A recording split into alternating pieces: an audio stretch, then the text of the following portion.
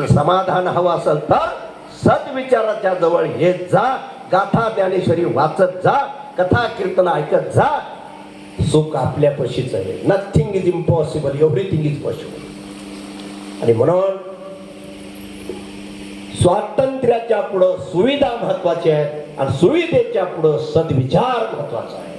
आणि सद्विचार म्हणजे सत्याचा विचार. या जगातलं जे सत्य आहे तो आमचा भगवान आहे. लक्षात ठेवा, दिसतंय हे सगळं झूट आहे, झूट नोहे तुझा हा परिवार, द्रव्यदारा क्षणभंगुर. या संसाराचा अतिमोह दुःखाला कारणीभूत आहे.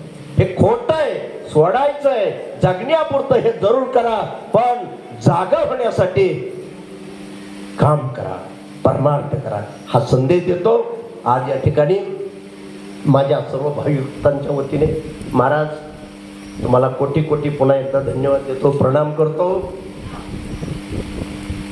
आज